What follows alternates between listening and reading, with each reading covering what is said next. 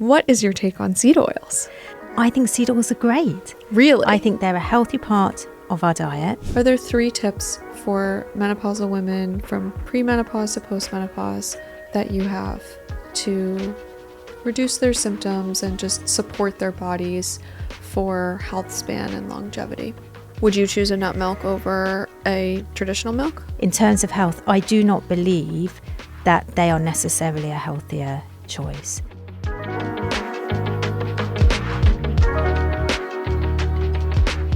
Hi guys, on today's episode I have Dr. Sarah Berry. Sarah is the Chief Science Officer at Zoe, a nutritional science professor at King's College London, and was once called the most hated scientist in America. We get into all the reasons why, and if seed oils are really the villain they've been made out to be. We also get into how menopause affects metabolism and why so many women feel like they can't tolerate the same foods they could in earlier years. I learned so much sitting with Sarah. She was so much fun to be around. I hope you really enjoy this one.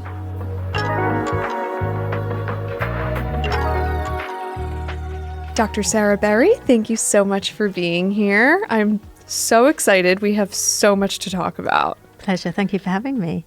And you've traveled all the way from London, so we really appreciate you being here. I'd love to dive right in because you are a leading nutritional scientist. We were just talking, you have been doing clinical research trials for how many years now? 25 years. 25 years. Oh my goodness. And you were recently called the most hated scientist in America for your take on seed oils. That was the pinnacle of my career. I think I would just be a terrible podcast host if we didn't just start there and dive right in. What is your take on seed oils? So my take on seed oils is contrary to a lot of the narrative that's out there. Okay. I think seed oils are great. Really? I think they're a healthy part of our diet. Okay. I think there is a problem that about Okay. 60% of seed oils are found in heavily processed unhealthy foods. So Okay. we need to put that out there straight away. Okay. Yes, a lot of the foods that they're in are bad for us. Okay. But seed oils themselves, I think, are healthy. Why? And there are so many myths out there. Okay. And so I think what would be good is to debunk some of the myths in order to understand why they're healthy. Please.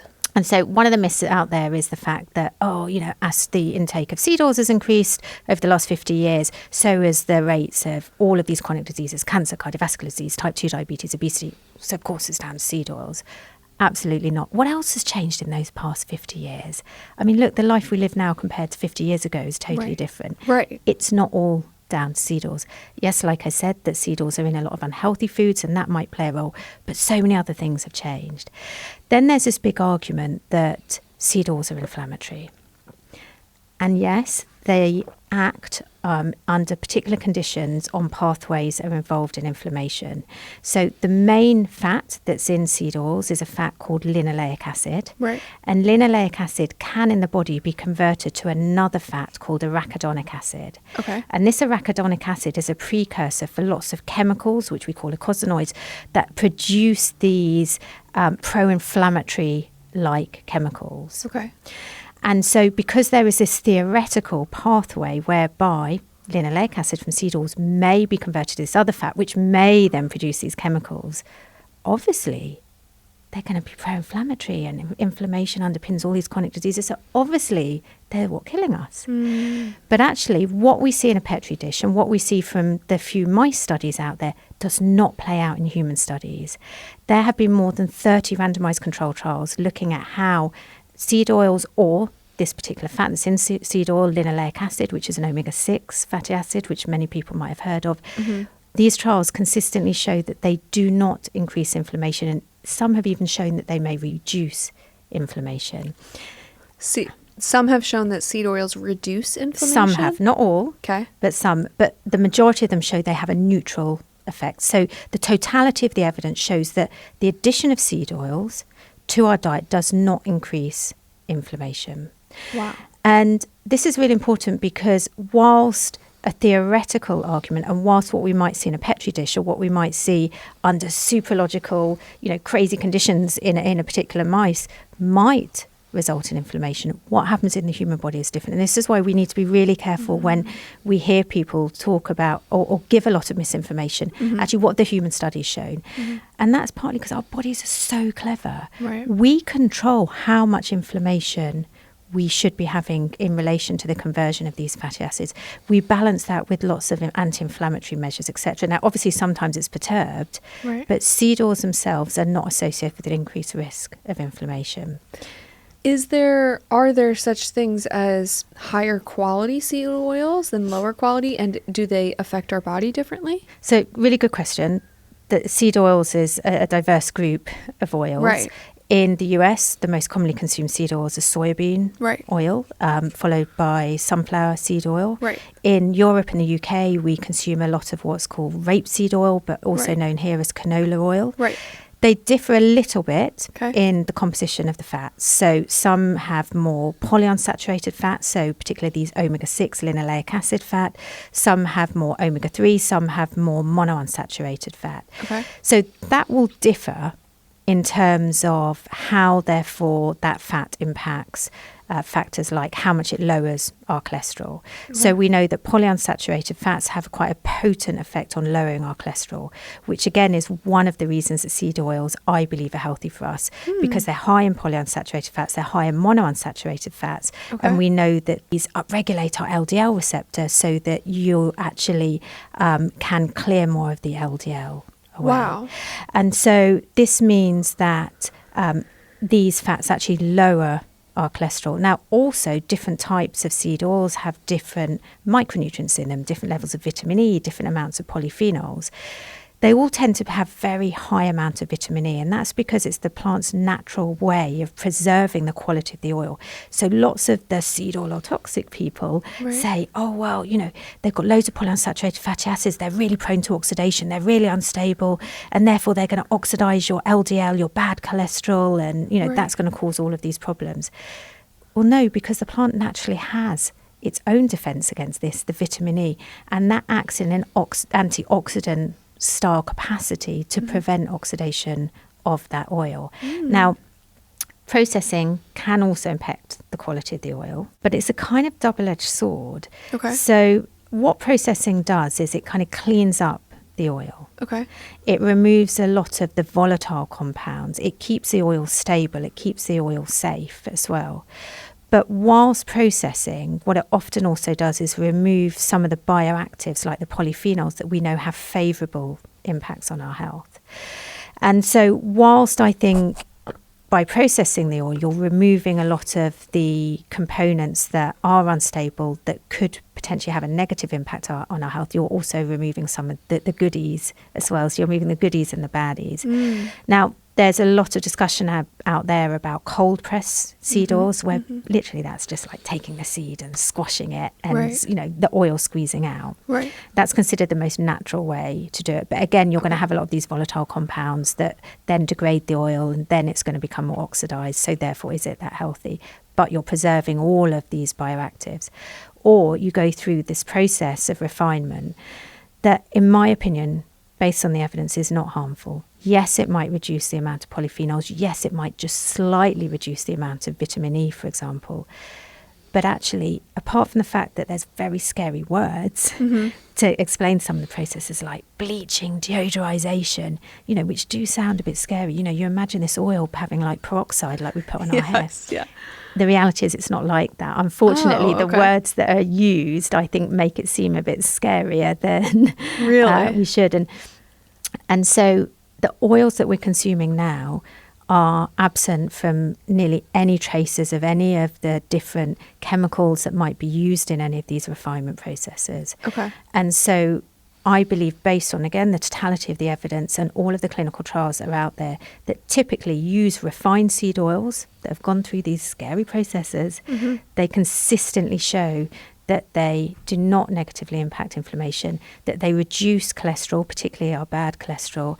And if you look at big population studies where they compare people that have higher levels of seed oil intake versus lower levels, consistently the data shows those that have higher levels of intake have lower levels of many diseases, cardiovascular disease, all-cause mortality, and so forth.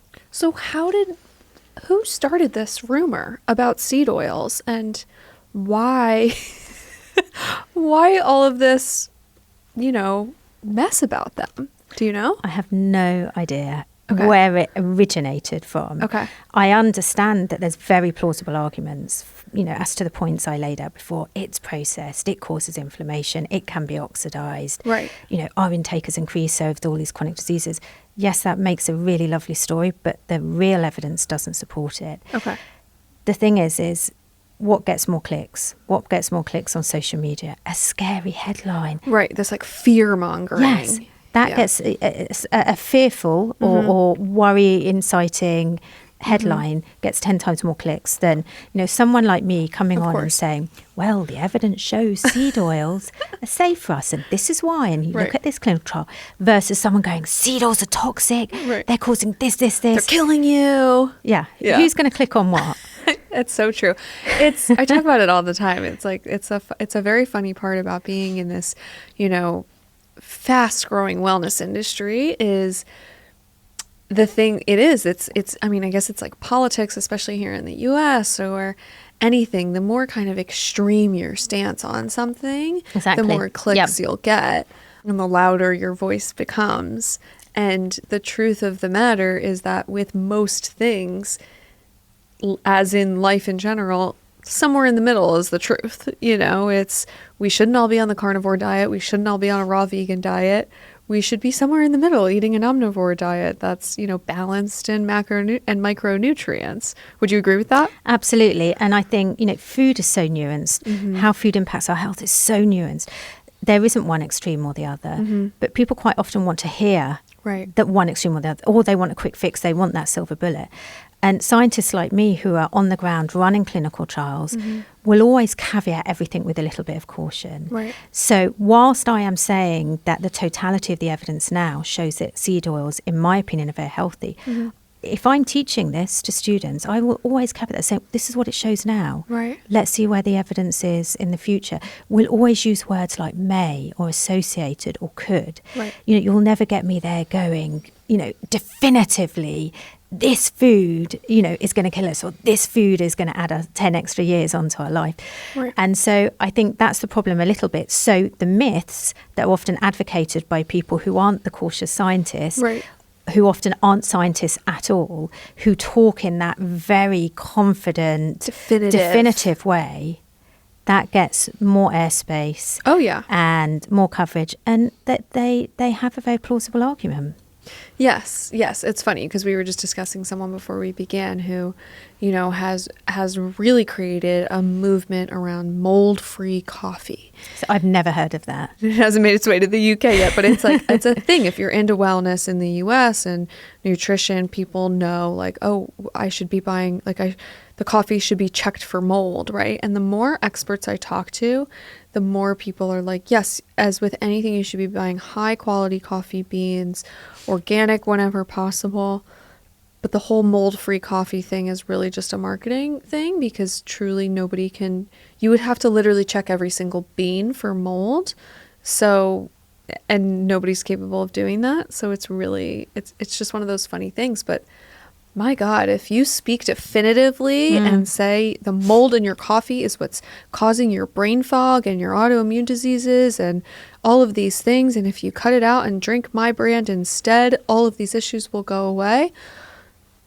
I fell into it. I'm buying the mold-free coffee. It's like, it's funny. We want a quick fix. But exactly. Are there clinical trials to support it? No. And I think this is what we've always got to think. What trials are there to support this? Right. But it's easy for people to fall into this trap. And what I find really concerning, and we're not seeing this yet in the UK, but seeing how the power that the influencer has over what is being sold in shops, even government policy. So going back to seed oils, I was shocked to see there are restaurants here in the US saying seed oil free. Oh, yeah. It's a huge thing. And you've got RFK, for example, talking about we should be frying beef tallow, we shouldn't be using seed oils, which I think is a huge, huge risk. Really? We know from so much data that if you were to use beef tallow fat rather than seed oil fat, that increases your LDL cholesterol, increases your risk of many chronic diseases. I mean, we extrapolate this from studies using the types of fat, like butterfat, for example. Right. And to think that the influencer has this power to potentially, not yet, thank goodness, but who knows in the next year, to influence even US government policy over what fat, companies are going to fry with. Oh yeah, it's having a huge influence. There have been big companies like Shake Shack, for example, announced. I don't know if Shake Shack is in the UK, but it's a big, almost like high end fast food. Yep. They announced probably 6 months ago, actually, that they're now frying all of their fries in beef tallow, and it's been widely celebrated in the wellness community. And it's always struck me, just because, I'm 31. I've been really into wellness since I was like 20. And so, when I was in my early 20s, like there was a phase where I was vegan keto. And let me tell you what you can eat on vegan keto. Very little. Meat. No, vegan. Oh, sorry, vegan keto. Vegan keto. So you're eating like avocado, green vegetables and avocados. Yes. Wow. And nuts. And it's just like, and Well, nuts are like the powerhouse of nutrition, but anyway. I love a nut. Don't get me wrong. I love a nut, but that's a pretty dull diet. Yeah, when that's like your only real substance in your diet, like it was very hard on my gut to only eat that, Anyway, it's just funny because you see these like swings of people. It's like, we need to be vegan, we need to be keto, we need to be carnivore, we need to be vegetarian. And it's like, once again, it's just kind of like, feels like the truth is probably somewhere in the middle, because if people are feeling really good on both ends, short term, like the long-term solution's probably somewhere in the middle with variety in our diet. Correct? Yeah, absolutely. At the end of the day, I think a healthy diet is down to balance. It's down to basic healthy eating principles that apply to everyone. We need to eat more fiber. We need to eat less processed food. We need to eat a diversity of different foods, a balance. Right. But that's a really boring message.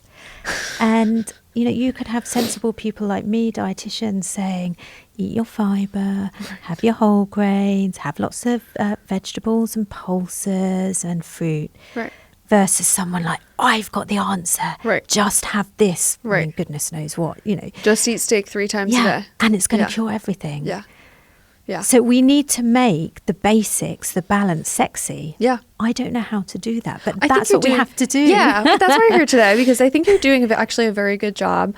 I was listening to you speaking with someone else, and you used this term nutribolics. Oh gosh, yes. And I loved it. I loved it. So I have some questions for you about that. What does it mean? And what's the biggest piece of nutrition advice out there that totally qualifies as nutribolics? Okay, so nutribolics is maybe a slightly politer way of me saying nutrition bullshit. Okay, love it. A slightly stronger way of saying nutri-nonsense. Yeah. So basically I feel like the American translation is nutrition bullshit. Nutrition bullshit, yes. Bollocks is kind of a word that we use a lot in the UK. So it's like nutribolics. It's nonsense. Love it's it. just like bullshit. Come on. Yeah.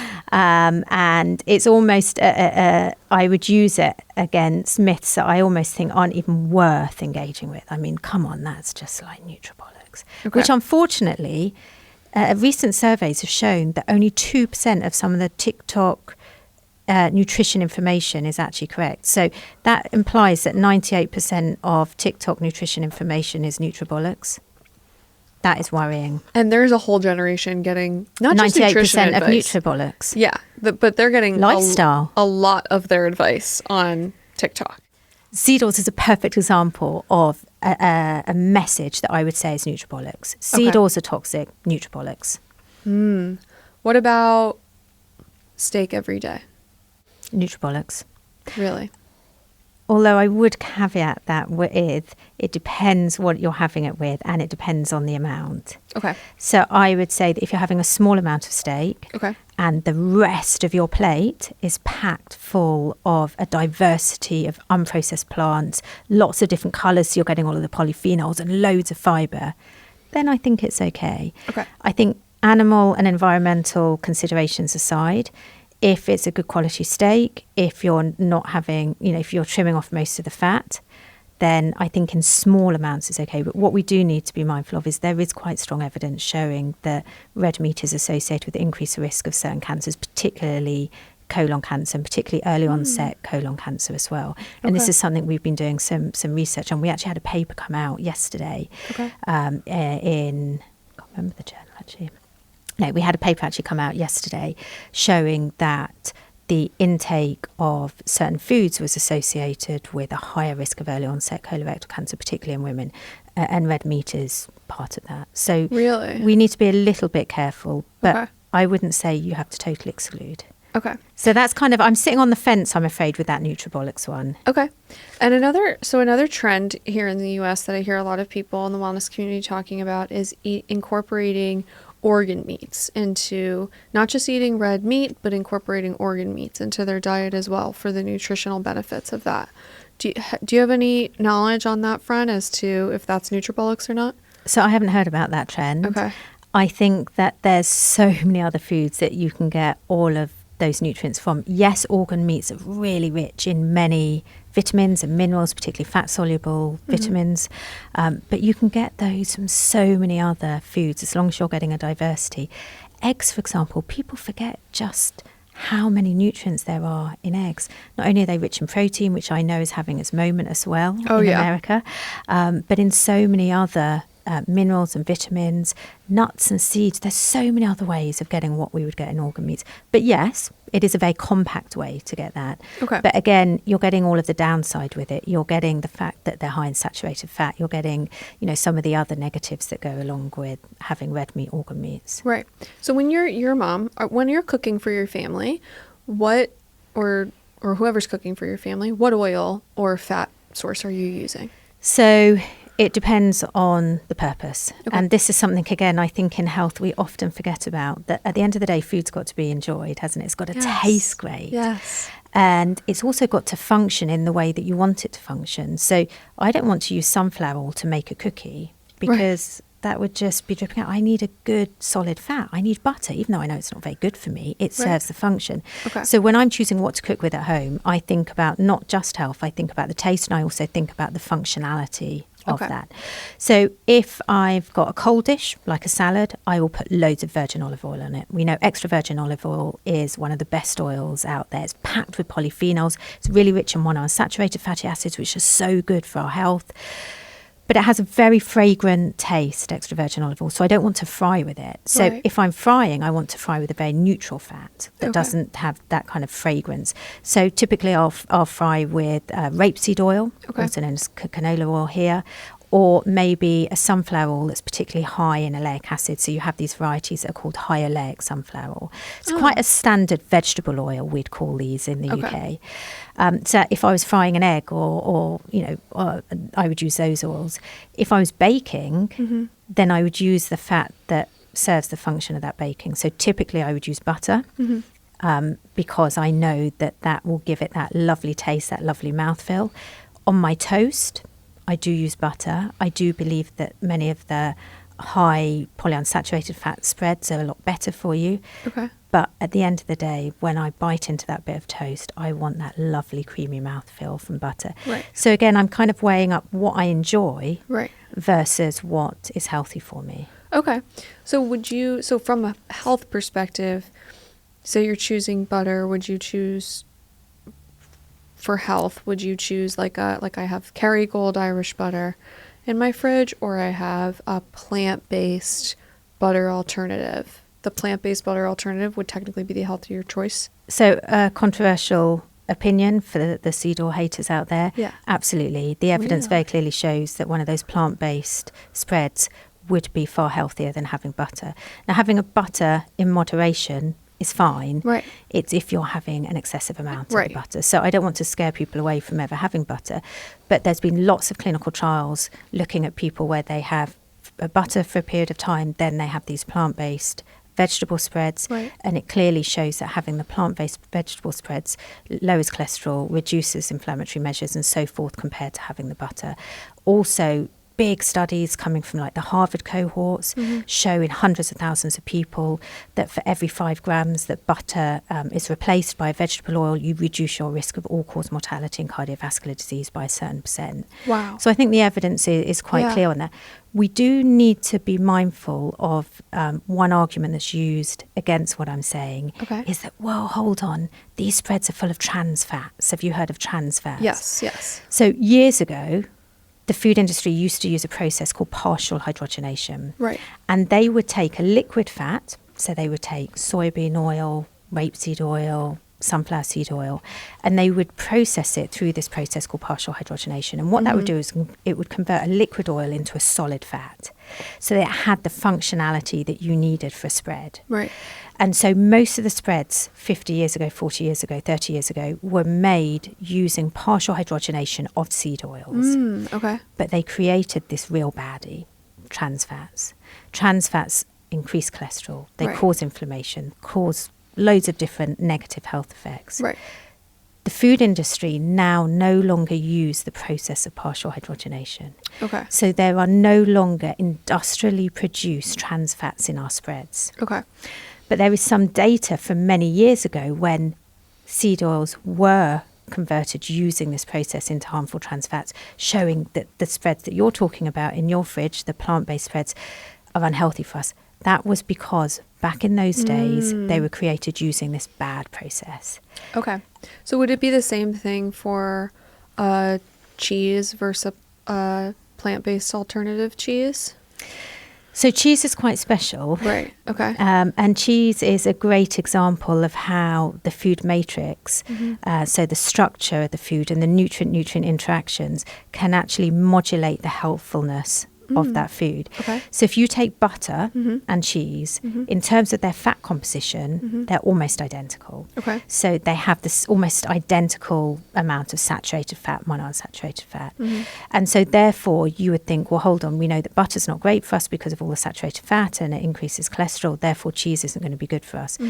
Something happens during the fermentation process, which is the process used to create cheese from dairy, that changes the matrix, changes the interactions of the different nutrients within the cheese, and it actually modulates how that cheese impacts our health. So you've got two foods that are kind of quite similar, but actually they have very different impacts on our health. So fermented dairy, such as cheese and yogurt, assuming this isn't yogurt that's had all sorts of crap put in it, you know, loads of additives, emulsified sugar, actually can be really good for you, or part of a, you know, a healthy diet. Really? Now, cheese does have quite a lot of salt, so again, I wouldn't want to encourage people to have loads of cheese.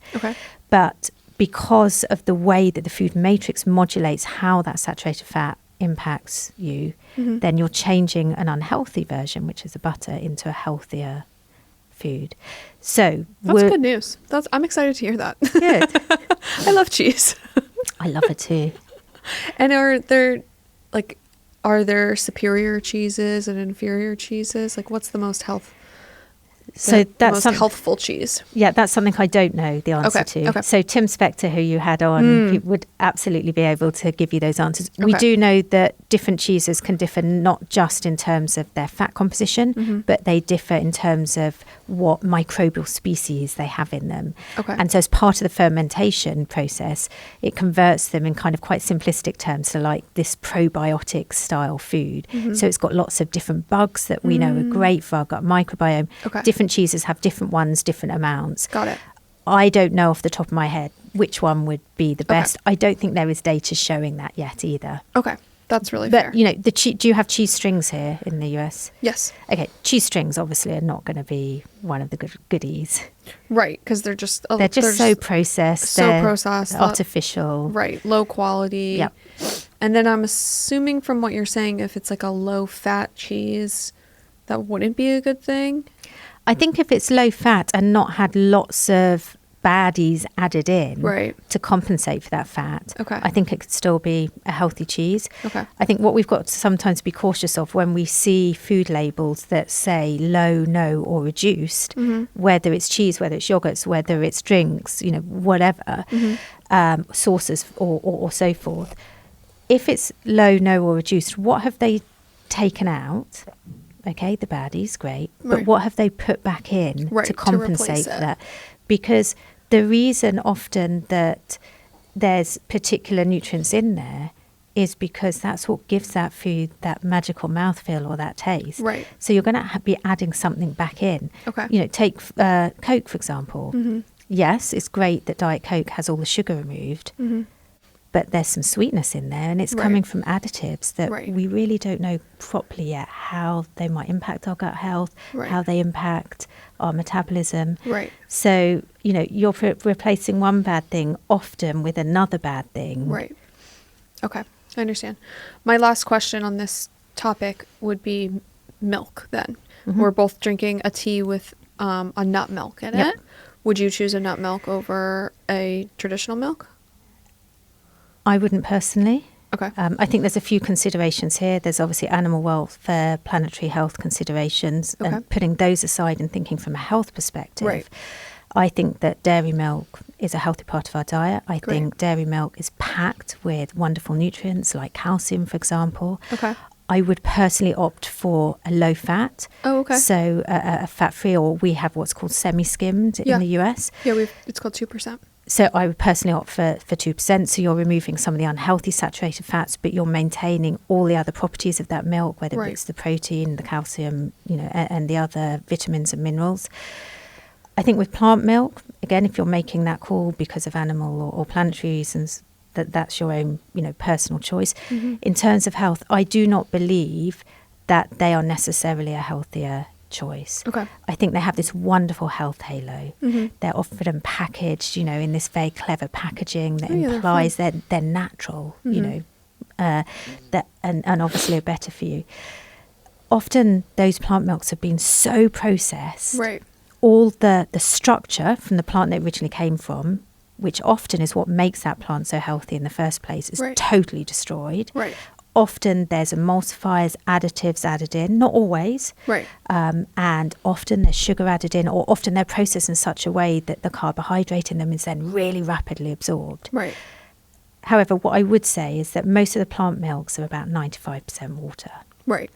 And so I think that if you prefer almond milk, you prefer soy milk, or you prefer dairy, I really think it's neither here nor there. Another Nutribolics question, actually, on the topic of milk.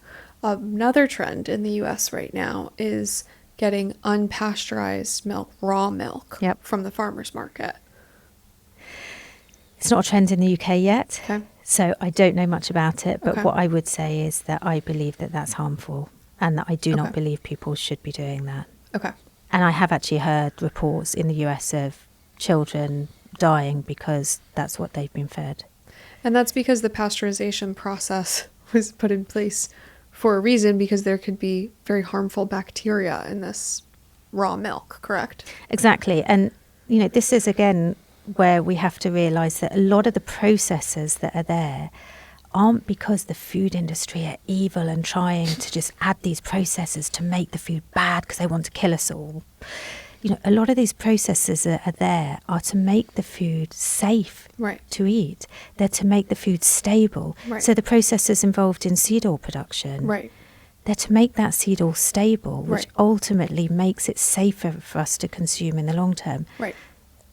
Again, with pasteurization, it's to make it safe. Mm-hmm.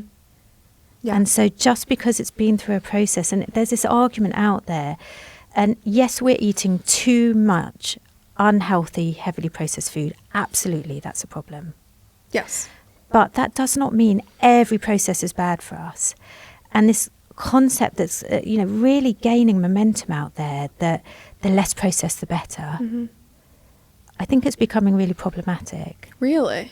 Because you're having cases like that where Mm-hmm. people are saying, oh, well, I'm having raw milk because obviously it's not processed, it's better. Mm-hmm. And again, it's another reason that people hate seed oils. Mhm. It's because, well, it's processed, so of course it's bad for you. It's Mhm. gone through a process. Right. And I know something that I often think about that is like, so has your almond flour, you know, and it's, yeah, things like that. So that leads me to my next question. You do a lot of research around food matrix and the composition of food in its natural state versus when it's refined or processed to put into ultra processed food. Can you tell me a little bit about what you found?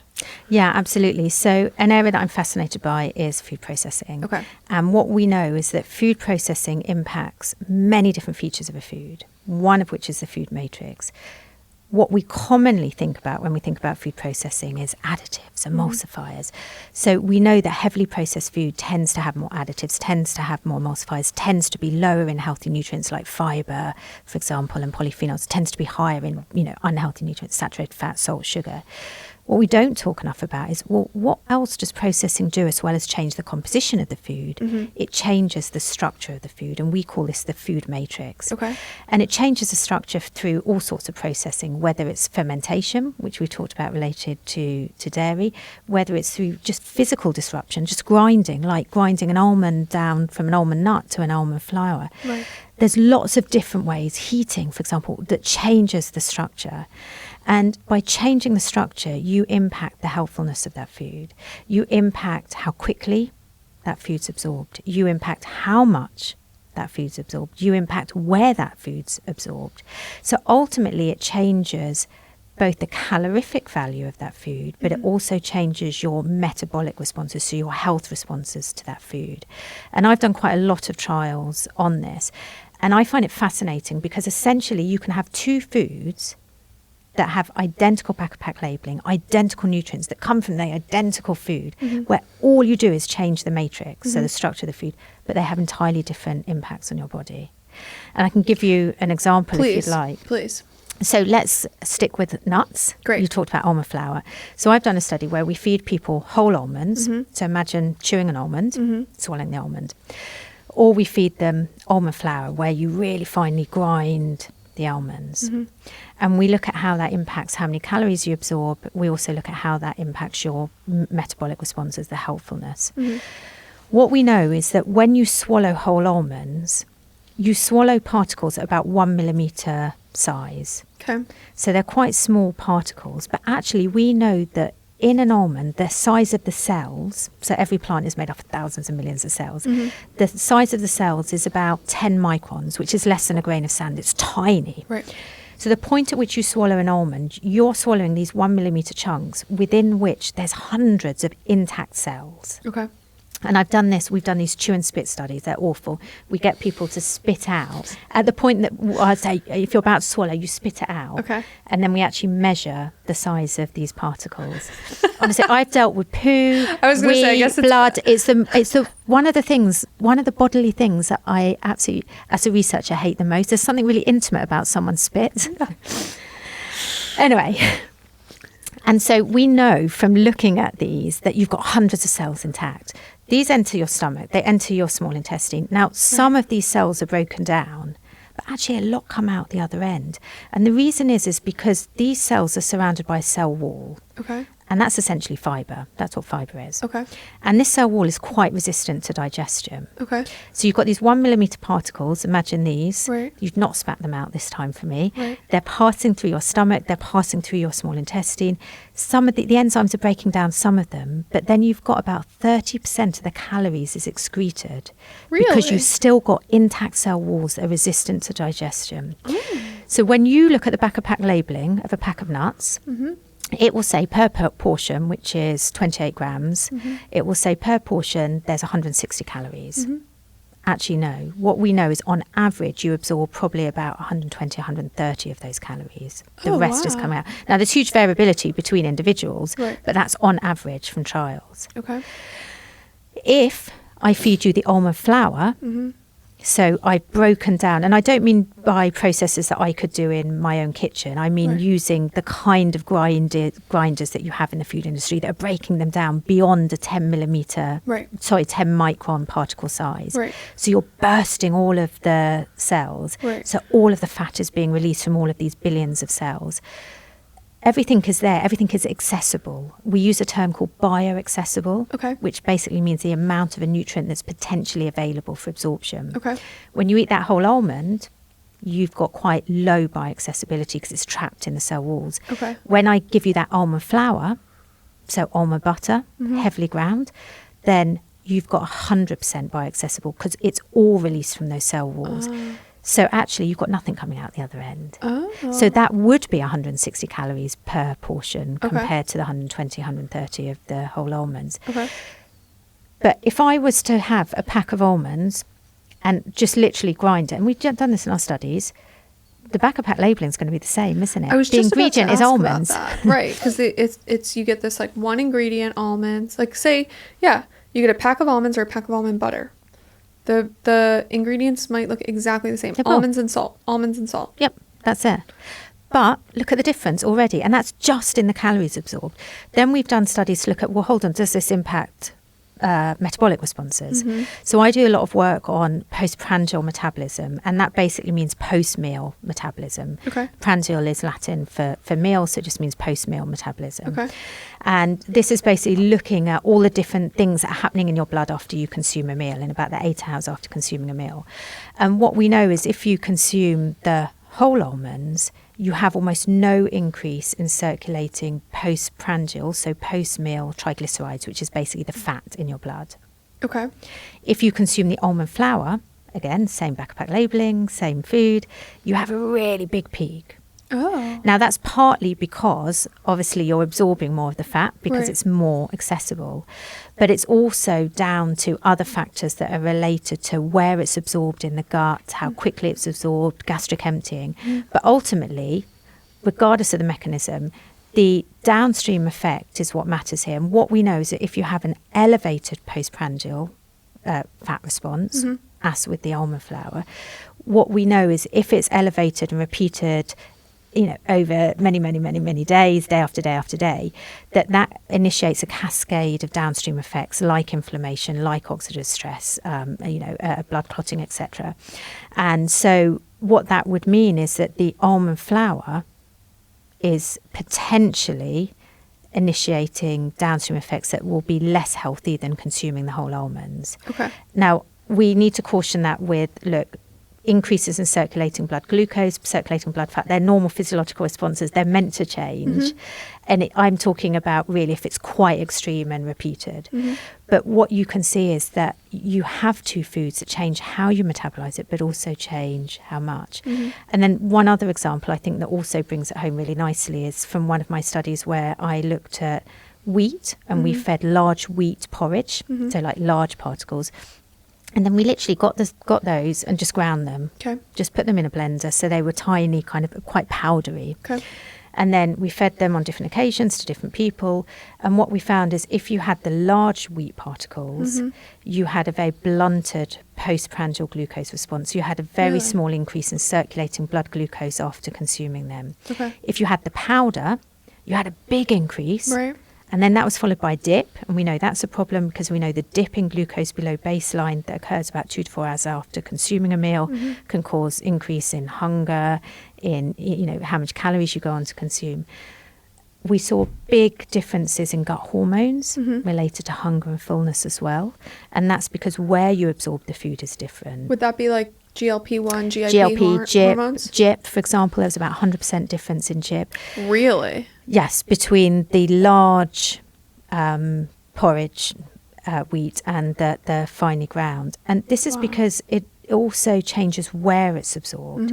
So if you've got large particles, as nature intended, they tend to be absorbed lower down the gastrointestinal tract, where you tend to have more of these fullness receptors. You have more GLP-1 receptors, more GIP receptors, and so forth.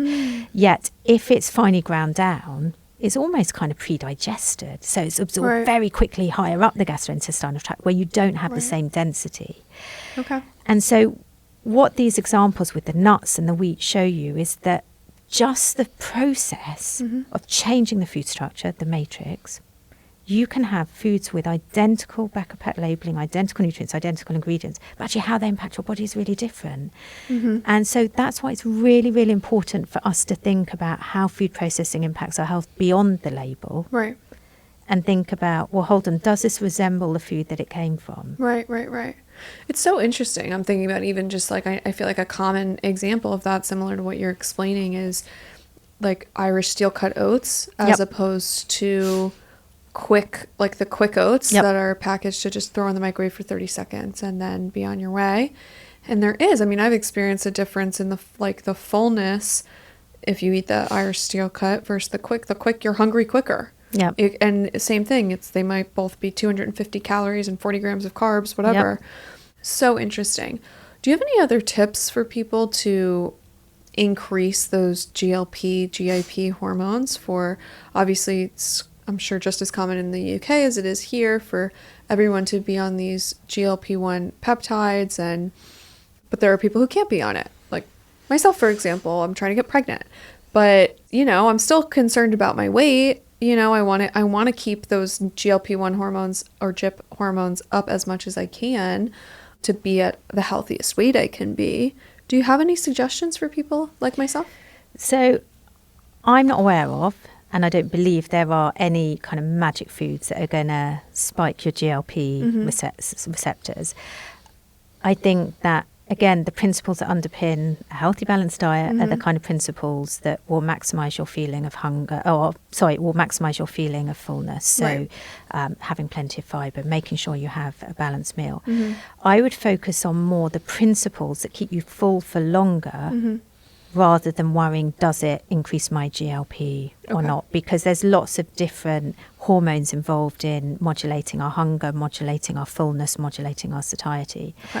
And so there's really simple strategies that I think people can implement now without changing what they eat, but by changing how they eat. And there are some simple strategies changing what they eat as well. And that's about layering your food. So if we just think about how you eat first, and this is something we don't talk about enough, and I think this is something that's so exciting for the future of research and the future of what we can do. Changing what you eat is bloody difficult, but often changing how you eat isn't. So if we take a really simple element of how we eat, how fast you eat your food, and this is something we all kind of know. You sit around a table and we all know who eats their food a bit faster. My husband guzzles down his food. I was just about to say, the difference in the time it takes for my husband to eat a larger plate of food than it does for me is crazy. And so it's something, you don't need to go and have a fancy measurement. Right. We all know if we're fast, slow or normal eaters. Right. If you're a fast eater or even a normal eater, slow down how fast you eat your food. There is so much evidence now showing that if you can reduce the rate at which you eat your food, you will feel fuller for longer and you will eat less food. So if I was to put a big buffet in front of you, are you a slow eater? Very. Okay, so if I was to put a big buffet in front of you and say just eat until you're full, and let's get your twin, so let's pretend we had a twin, and they were identical to you, all that was different is they ate their food fast, and I said go and eat from that buffet, your twin, according to research, would consume a lot more calories than you because they're eating their food fast. And what research shows is if you can reduce the rate at which you eat your food, so if I tell your twin, can you just slow it down by 20%, they would subconsciously, without thinking about it, reduce their amount of calorie intake by 15%. Wow. That's just from slowing down how fast they eat their food. So let's not worry about what's that done to the GLP. Right. Yes, it might be that it's activating more GLP, but the point is the end result's the same. Right. You're eating less calories. Right.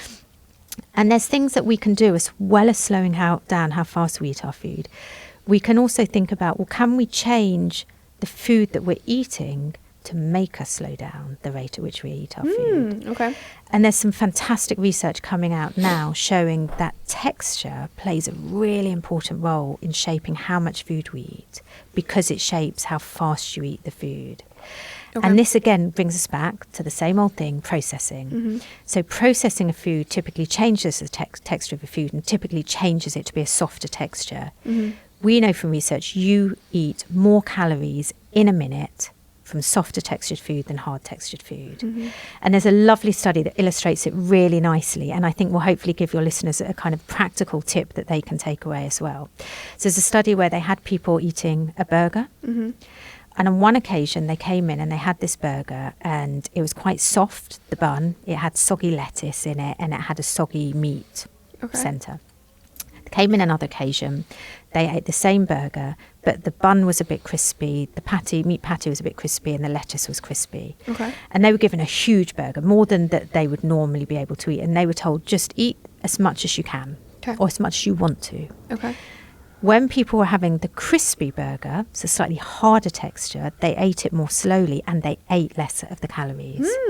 When they had the soft one, they ate it more quickly and they ate significantly more calories. Wow. And so what this shows us, if we can just put the crunch back into our lunch, all you're doing is changing the texture. Yeah. Oh, you will naturally, subconsciously, again, I don't know how that's affecting your GLP. Right. Ultimately, do we care? It's doing the same thing. Subconsciously, you're reducing, which is what GLP is doing. It's making you subconsciously reduce your food intake. Yeah. You're reducing your food intake. I know. I wonder if it's the brain almost like identifying something with crunch or more substance as fiber, something along those lines. Yeah. It's so interesting. I mean, a lot of it is because it naturally slows you down. Right. So if you take a whole apple or you take apple puree. Right. And there's studies showing this. You eat the whole apple about 5 times more slowly than you eat the apple puree. Wow. And I'm talking about 2 foods again, identical back-of-pack labelling. Right. All that's changed is the texture. Right. You also, because you change how quickly you eat it, you change your fullness, how full you feel. And there's a study that was done many years ago, actually. In 1977, it was one of the first nutrition studies ever to be published in The Lancet, because back then nutrition was a poor man's science. It still is sometimes. Yeah. And they fed people either whole apple or apple puree. They found that there was this 5-fold difference in terms of how quickly they ate the food, even though they were matched in terms of they had exactly the same amount of carbohydrates and calories. They also found there was a massive difference in how full they felt. So when they were eating the apples, they felt so much fuller and so much fuller for longer, even though they ate the same food. Wow. They also found that it impacted their post-meal glucose response. But really importantly, when they had the puree, they had a big dip in the glucose about 2 to 4 hours after having that. Oh, wow. And we know that that's really important because from our own Zoe research, we know that if you have a dip after a meal, it causes you to feel a lot more hungry. You consume on average about 200 calories more over the day compared to not having a dip. So again, you're seeing, hold on, I've got 2 foods, I'm just changing the texture. And by making it harder, I'm slowing down how fast. I'm keeping myself fuller for longer. I'm changing my metabolic response, my glucose response. I'm preventing myself from overeating at the next meal. It's so powerful, yet we're fixated on this tiny micronutrient or this additive or, oh my gosh, has it got this emulsifier and going to kill me? Well, if it has it and you're eating 10 times as much, of course it is. Let's go back to some really simple stuff. And this is why in so many countries where they eat in a social setting, where they eat slowly, where they take their time over their food, they don't have the same rates of obesity. And it's not because they're activating their GLP with some drugs. It's because they're just eating how we were meant to eat. In the company of others, enjoying themselves. And taking their time. Yes. But again, it's a boring message. I've not given you a quick fix. I'm sorry. No, I love it. This is what we need more of, truly. So another big topic I want to get into with you is the correlation of menopause and the way our body responds to food and nutrition. So I hear a lot, I work with a lot of women going through each phase of menopause, from perimenopause, which can start as early as 35, all the way through postmenopause. And something I hear a lot is, I have been eating the same thing for breakfast or lunch every day my whole life. I always felt really great, and all of a sudden I'm so bloated after I eat this meal. What is going on? A lot is going on. Okay. So when we go through the menopause transition, we lose estrogen, and estrogen plays a role in nearly every cell in our body. So it's no surprising lots going on. You've got symptoms, and then you've also got changes it's having to our disease risk and our metabolic health. We're very fixated on symptoms, understandably, because that's what we feel in the here and now. So we know from our own Zoe research, 99% of women have at least one symptom, 66% of women report having 12 or more symptoms. And by symptoms, I mean hot flushes, anxiety, brain fog, sleeplessness, etc. Interestingly, our data actually shows that the most common symptoms aren't the ones that we typically think of. The most common symptoms are brain fog, anxiety, memory loss, poor sleep. I'm in that real perimenopausal phase, and now I've forgotten the other ones. Soon as, it's like a trigger goes in my brain when I say memory loss. Weight gain is a big factor, correct? Oh my gosh, yeah. Yeah, especially that like visceral fat around the, Yes. which is the fat around your organs and in your waistline. And so you've got all of those factors that may be related to your brain, and then you've got the physical symptoms as well are going on, like weight gain and or loss of energy and things like that. So we see this real problem with symptoms, but then alongside that we see physical changes in women, changes in disease risk. A lot of it is related to these physical changes in terms of where your weight is deposited. So one of the things that we know that happens is that when you go through the menopause, where you deposit your fat changes. So in very simple terms, estrogen directs fat away from your belly to kind of your hips areas. Okay, I'm kind of giving this in quite simple terms, but I think it illustrates the point in an accurate way.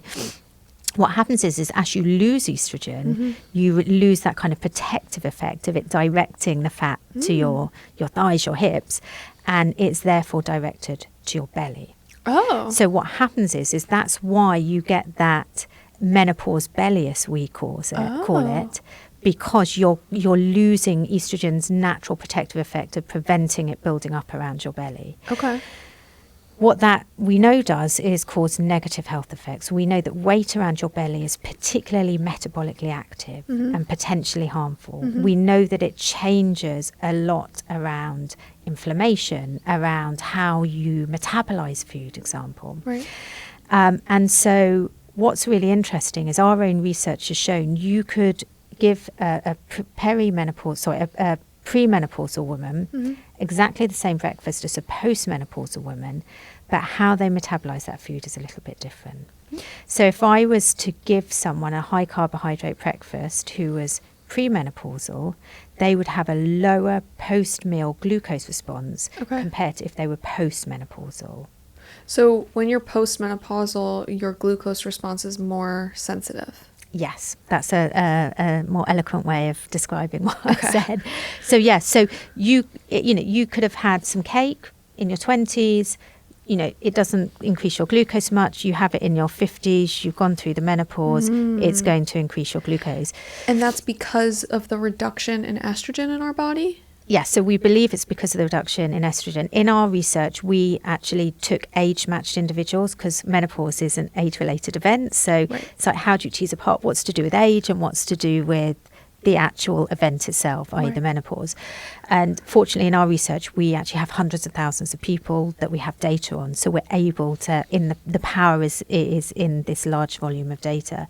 And we saw even in age match, yes, there's this difference in the sensitivity, to use your words, to glucose.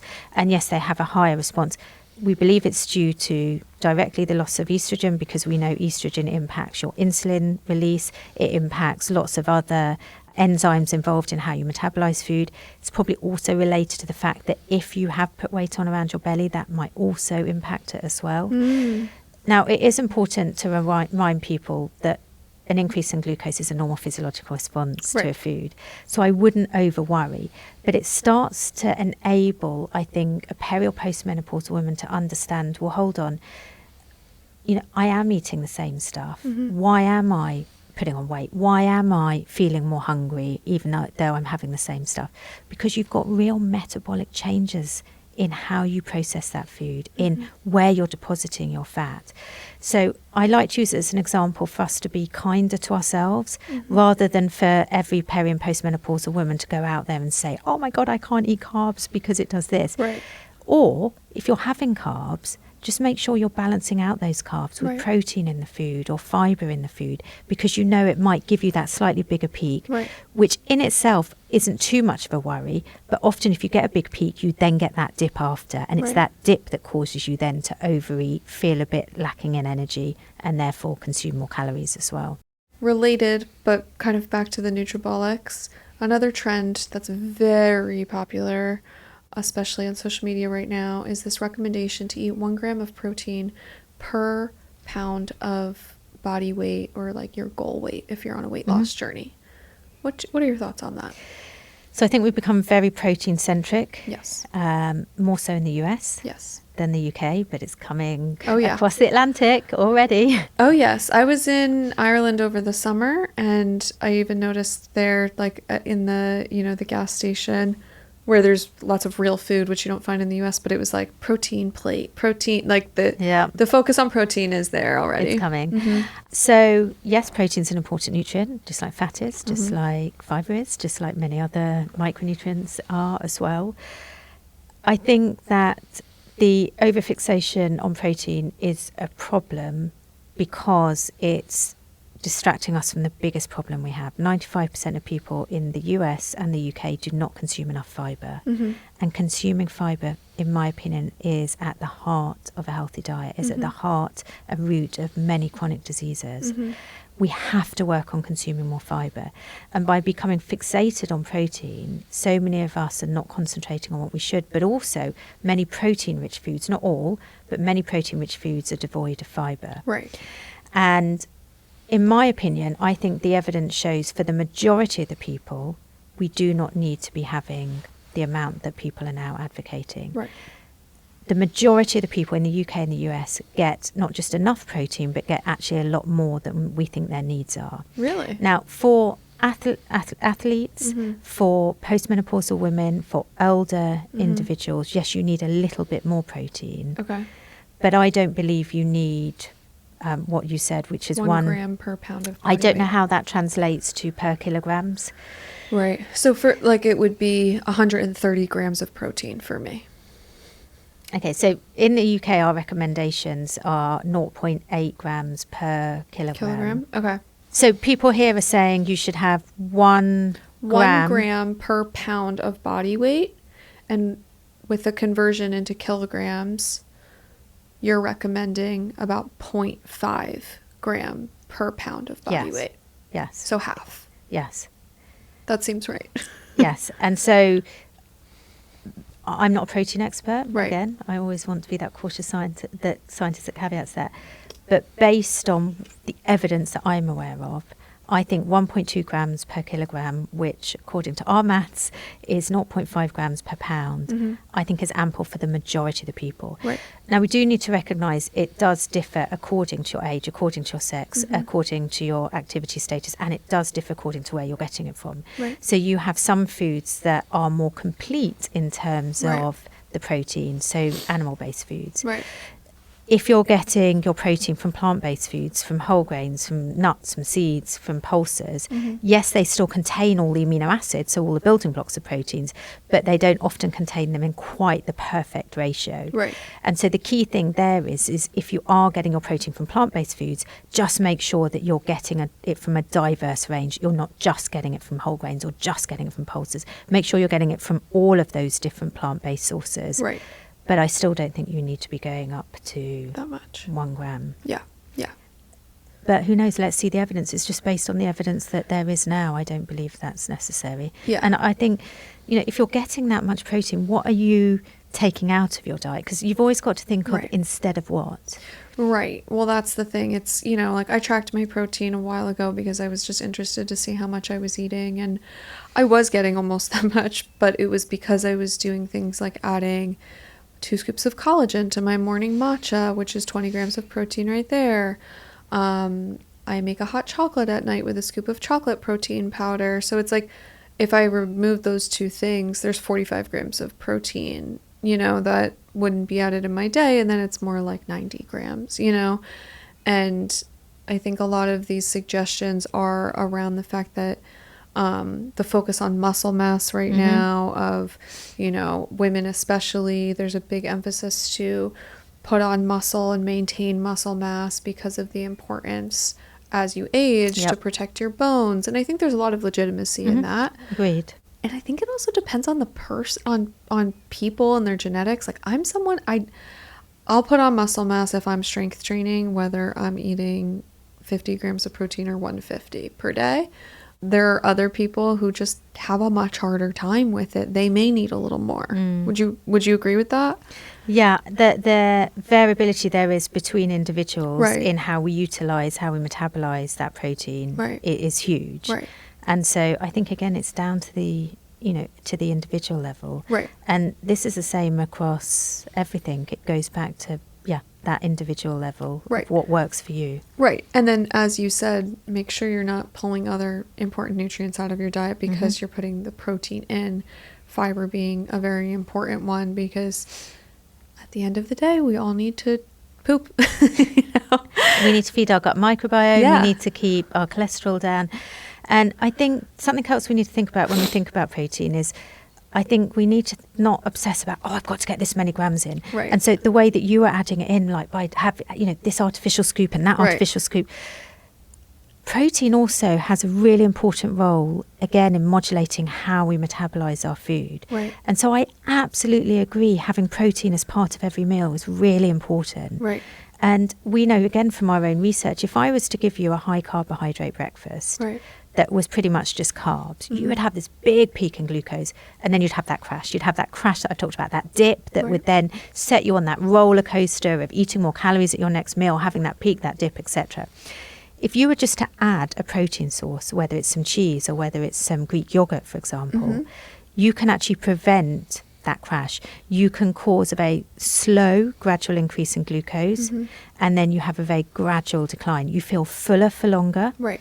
You feel less hungry later on. Right. You eat less Right. at your next meal. And that's just by adding the protein in. So it's balancing out how you metabolize that food. Right. So absolutely, I'm all for, let's make sure protein and fiber and healthy fats are part of every meal. But I don't think we should obsess to the point of over supplementing. I agree. That's my personal view. Right. And I would like to caveat that I haven't done research in this area. Okay. That's good to know. And then back to our menopause patients or audience.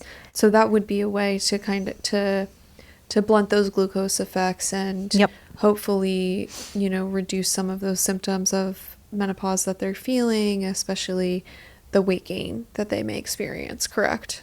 So I think there is an element of inevitability around the weight gain to do with menopause because of the loss of estrogen, because the role that estrogen plays in everything from our hunger perception in our brain to how we metabolize the food to where we deposit the fat, and so forth, and metabolic rates, etc.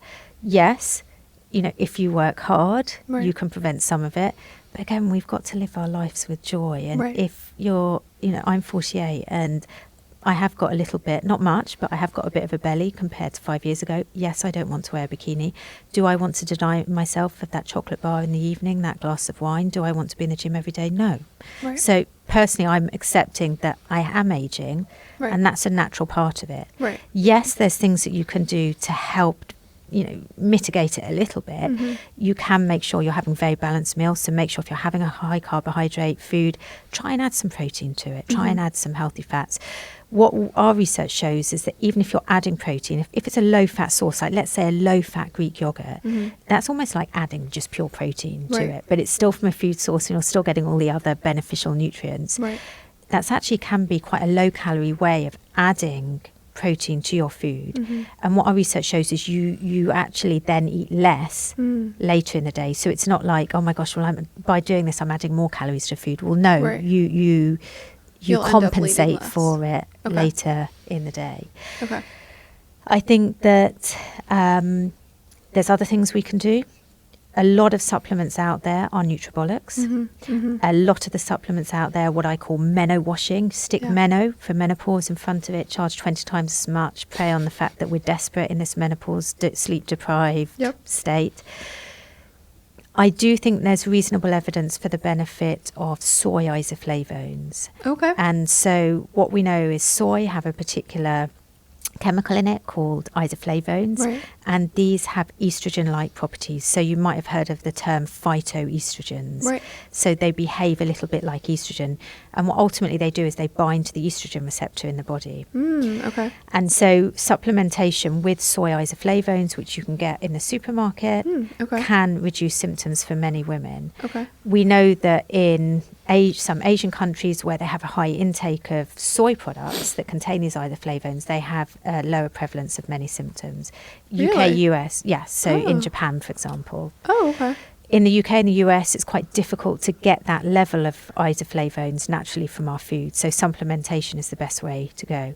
However, a really important caveat with this, and it ties in nicely with something we discussed earlier, is we don't all respond in the same way. Okay. And so some women have huge benefits from taking soy isoflavones. Some women have almost no benefit. Okay. And so this is where you've got to be careful. Just because your friend says, oh my gosh, I've taken the soy isoflavone, the night sweats have gone, my sleep is great. You start taking it and it's not working. And you feel really pretty shit because it's like, well, it worked for my friend. Right.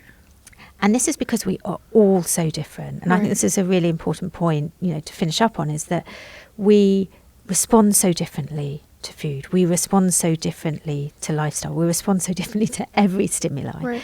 And I think that the story of the soy isoflavones is a lovely illustration of this, that the isoflavones can be converted by particular species in our gut into a very potent form of isoflavones called equol. Some of us have lots of these species that can convert isoflavones into this equol. And this equol form binds really strongly to the receptors. Okay. So if you have a microbiome composition that enables you to produce equol, you're going to be that super responder friend that's like laughing and happy because, hey, I found the answer to menopause. But if you don't have those, you might be that person that you might get a little bit of a benefit, but you're not going to get the same level. Okay. And that's simply down to the fact that we are all unique, that our microbiome is unique. And that's why I think we have to be a bit careful thinking, well, just because that worked for this influencer, why should it always work for me? And to go full circle, to bring us back to seed oils, when I was called the most hated scientist in America because I do not believe seed oils are going to kill us and kill our planet, I had many people saying, well, when I gave up seed oils, my autoimmune disease stopped, my inflammation stopped, my headache stopped, etc. I'm like, great. If that's what works for you, go for it. Right. Love it. I mean, it was probably the fact that all of those seed oils they were eating were in crappy, ultra-processed food. Right. Fine, but let's forget that. Right. That's a bit too convenient. But that's why I think, just do what works for you. Right. And of course, when talking about menopause, bioidentical hormone replacement therapy can play a big role as well. But as with anything, it kind of comes back to that like GLP-1 conversation as well. It's like we can use these drugs and peptides to accentuate our experience, but you still have to do the basics of eating well to support your body in the chapter of life that your body is going through, and paying attention to the response that your body has when it's eating certain things. Yeah, you can't outwit a bad diet. And I think something that we have found from our Zoe menopause research and our PREDICT cohorts, this is a huge cohort, and it's actually the world's largest menopause study. We found that there's a really close association between diet and symptoms. But really interestingly, we found that when people were following the Zoe program, which is basically all of the principles that we've talked about, the principles of a really healthy diet, plenty of fibre, plenty of plant diversity, reducing heavily processed food, symptoms reduced by 35%. Wow. And this is in, I think it was about 10,000 people we found in peri and postmenopausal women. Wow. A reduction of 35%. Now, I have to caveat that to say we didn't have a control arm. Okay. It wasn't a randomized crossover design. We were just tracking people. Okay. But still, the fact that they were reporting this 35% reduction just from changing their diet. Yeah. I mean, that's mind-blowing. No, that's huge. With Zoe, you created something called the Meno Scale. Yes. Can you describe a little bit about what that is? Yes, so the Menoscale is a digital online tool for people to track their symptoms. And this was created out of all of this research that we've been doing in hundreds of thousands of women. And one of the things that we realised is really difficult is there's nothing out there that enables people to track their symptoms. A lot of the questionnaires that are out there are really old-fashioned. They ask questions like, how excitable are you? I mean, if a doctor asked me that, I'd probably be so excitable I'd want to punch them. But no. And every questionnaire is slightly different. So using our data, we identified what are the 20 most common symptoms. And then we created this Menoscale that asks women from our website what symptoms they have. So we ask them, do you have any of these 20 symptoms? And for each one, we ask them on a scale of 0 to 5, how much they impact their life. And then from that, we give them a score out of 0 to 100, our Menoscale score, that tells them about the prevalence, the number of symptoms they have, but also the impact that they have. Because I might have all 20 symptoms, but they might only have a tiny impact. You might have 2 symptoms, but they impact you so badly, impact your quality of life. And so what this does is it enables women to be able to track their symptoms, really importantly to see what works for them. So when I went to my doctor when I was starting the menopause, they said to me, oh, well, keep an eye on your symptoms. Well, what am I meant to do? Write on a scrappy piece of paper that got such bad brain fog, I'm going to forget anyway where I even put the paper. Or if I wanted to start isoflavones, how would I really subjectively or objectively know actually has it improved my symptoms? So the whole idea is that if you can't track something, how can you change it? How can you measure its success? And so this is a scale that's there for everyone. Firstly, to look, okay, let's see how my symptom burden compares to the rest of the population, because we let you know compared to your age, what the average is in the population. But people can go on every day, every week, every month, however frequently they want to, and they can track their symptoms. So they can work out what's working for them and what isn't.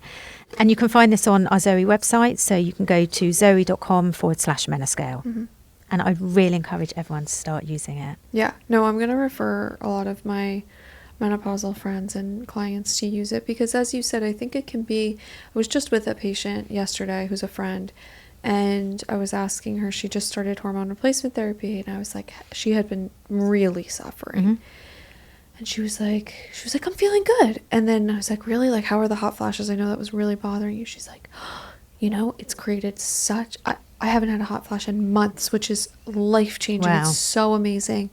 I was sleeping through the night, and it was like, as I asked her questions about what she had previously been complaining about, she was like, you know what? That went away too. But it's sometimes, like you said, it's hard to track. And you almost forget. Well, you forget. Yeah. Like when you're feeling well, you almost forget how bad you were feeling previously. Totally. Yeah. And vice versa. When you're sometimes you've been feeling bad for so long, you don't even remember what it feels like to feel well. Good, yeah. Before we wrap up, are there 3 tips we'll focus on the menopausal women, just because I know that it's a group that can use all the help they can get. Are there 3 tips for menopausal women from premenopause to postmenopause that you have to reduce their symptoms and just support their bodies for health span and longevity? Yes, I wouldn't say that they're any different to what I would give a woman of nearly any age. Great. I would say keep moving. Okay. Particularly weight-bearing exercises. Great. I would say stick with that balanced diet. Right. Plenty of fibre. Whole foods, diversity. And the third tip, I would say, actually, be kind to yourself. Your body is going through huge changes. Every cell nearly in your body is affected. Don't beat yourself up. Your body is changing. Your metabolism is changing. Your brain is changing. And don't be too tough on yourself. I love it. Thank you so much for being here today. I learned so much. And I love a different take. So please, thank you. Come back to South Florida and you know what? I'll come to London next time. We'll have you back on.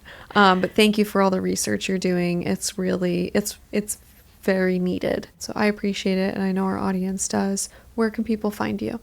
So you can find me on Instagram. I'm Dr. Sarah Berry. You can also find out about all of the research that we're doing at Zoe on the Zoe pages, so zoe.com. All of our studies are out there. So yeah. And if you need a little help getting some fiber in your diet, we have your product Daily 30 Plus here. I've tried it. It's phenomenal, and it's a great way, especially when you're traveling, to make sure you're getting a diversity of nutrients and fiber into your diet. You know what? We've talked about this for the last hour. It's so hard to change your diet. Right. And so simple tricks, whilst there's no silver bullet, simple ways that you can change it with things like our Daily 30 that's packed in fibre, plant diversity. I've done a clinical trial, which is why I talk about it with confidence. Right. You know how cautious I am if there's not a clinical trial. We've done a randomised control trial to show how it does improve health, improve your gut microbiome and so forth. So yeah, try it. Love it. Thank you. Pleasure. This podcast was brought to you by Pureform, a comprehensive wellness center in Boca Raton, Florida. The website is pureformhealth.com, or you can find us on Instagram at pureformhealth. Feel free to message us with any questions, and note that you can connect with our providers for consultations over Zoom, from everything from stem cell therapy to hormone replacement therapy and peptide therapy. That's it for this episode of the Healthspan Collective. We hope you found it insightful and inspiring. Don't forget to follow us wherever you listen to podcasts so you never miss an episode. And if you enjoyed today's conversation, we'd love for you to rate, review, subscribe, and send it to a friend. We'd also love to connect with you on Instagram.